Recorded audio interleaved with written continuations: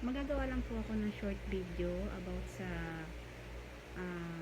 acknowledgement ko lang po sa buong pamilya ko. Ah, Pasasalamat at saka ah, appreciation ko sa kanila. Una sa lahat, nagpapasalamat ako sa pamilya ko kasi sila yung nandyan na nag-guide sa akin simula nang magkasakit ako. Sila yung sumuporta sa akin. Yung hindi ko naramdaman yung karamdaman ko. In 2 years and 8 months ako na nagkasakit, hindi ko naramdaman yung iniisip ko yung sakit ko. Hindi ko naramdaman yung iniintindi ko yung sakit ko. Yung hindi ako na-stress ba na hindi ko na iniisip na may sakit ako, na ini-enjoy ko na lang yung buhay ko. Una sa lahat, unahin ko sa mga magulang ko. Si nanay ko at saka si tatay ko. Si tatay ko at nanay ko, sa kanila ko iniwan yung tatlo naming anak. Simula nung ma-admit, sila talaga yung naghahatid, pumasok yung mga anak ko. Sa mga magulang ko, na sumuporta din sa akin, nag-alaga sa mga anak ko. Sila yung gumagabay sa akin kapag hindi namin, wala kaming time or naglalakad kami ng mga about sa transplant, sa pagluwas-luwas. Sa kanila namin iniiwan yung mga anak namin. Napakalaking bagay po sa amin noon na may na bibili lang po kami sa mga anak namin na talaga nagmamalasakit sa kanila. Maraming salamat po. Sa tatay ko na naghahatid sundo, ay naghahatid sa mga anak ko, sa school, kay nanay ko na nag-aasikaso simula sa uniform, sa paglalaban ng mga damit, sa pagpapakain, sa pag-aalaga, sa pagtingin, sa pagtuturo ng assignment. Maraming salamat po. Sobrang laking blessing sa akin ng magulang ko na kahit senior na sila, nagagawa pa rin nila na alalayan ako sa mga needs namin.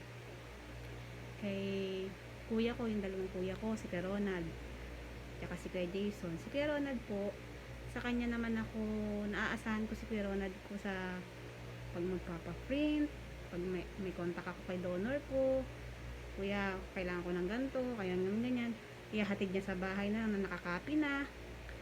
Yung mga ganong bagay, sobrang laking tulong na po sa akin kasi isipin mo pa lang din yung gastos ng pag-aayos-ayos ng mga documents, ng mga print, sobrang gastos na po talaga. Ang dami namin documents na pinresent sa pagpapatransplant. Sa mga papers pa lang sobra. Pagpapahiram ng Xerox machine kasi talagang kada gagawa kami ng mga letter ng tulong, ng mga GL, kailangan talaga namin ng hard copy. Yun ang pinapasa namin na mga requirements lagi talaga. Sobrang daming papel, sobrang daming documents.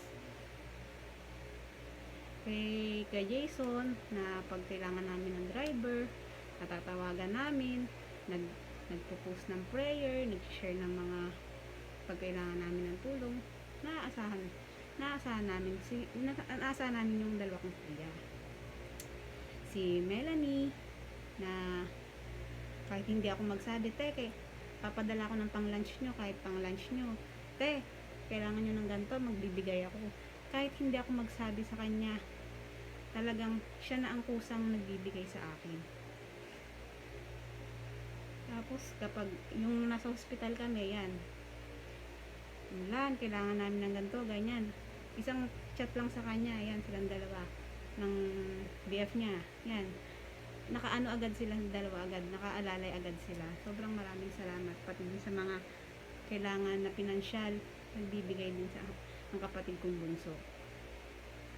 At higit sa lahat, lalo na po ang aking dalawang ate na sobrang, kundi dahil din sa kanilang dalawa, hindi ko na i-push tong transplant na to. Napakalaking utang na loob ko talaga sa dalawang ate ko na to, Ate Maricar at Ate Rosemary. Sila talaga yung naging kuwanan ko ng pinansyal. Yung sila may sarili na ring pangangailangan, binibigay pa nila sa akin. Yung kahit hindi ka magsabi sa kanila, ibibigay nila sa'yo. Simula sa pagkaka-hospital ko nung magkasakit ako noong 2019 hanggang mag-dialysis ako. Sa pagda-dialysis, gastos sa dialysis, gastos sa hospitalization, gastos sa pagpapistula, gastos sa pagluwas-luwas ng process ng transplant, hanggang sa magpa-transplant po ako, sila po talaga. Kaya napakalaking tulong po sa amin. Dahil kung wala sila, hindi ko talaga mapupush tong transplant na to. Sobrang maraming salamat sa inyo mga kapatid ko at mga magulang ko.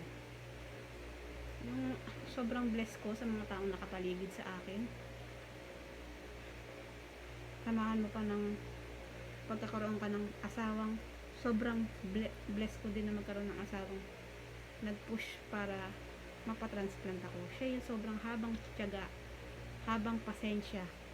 Yung ako na mismo bumibigay pero siya hindi, tutuloy natin to. Ganun siya. Kaya sobrang pasasalamat ko sa pamilya ko na binigay sa akin ng Panginoon. Sobrang blessed ko sa kanila. Kasi kung hindi dahil sa kanila, wala akong another life. Siguro kung dati bumigay na ako, hindi na tumuloy siguro yung buhay ko or nag-end na lang sa pagdadialysis din. Kaya maraming salamat sa inyo. Sana pagdating ng panahon makabawi naman din ako sa inyo, or kung sakali mang lagi ko kayong pinagpipray na sana marami pang blessing ang dumating sa inyo. At maraming salamat. Lagi ko sinasabi sa inyo, lagi akong thankful, araw-araw nagpapasalamat po ako sa inyo. Maraming salamat sa pamilya ko talaga. Maraming salamat sa Panginoon at sila yung binigay nila sa akin. Maraming salamat.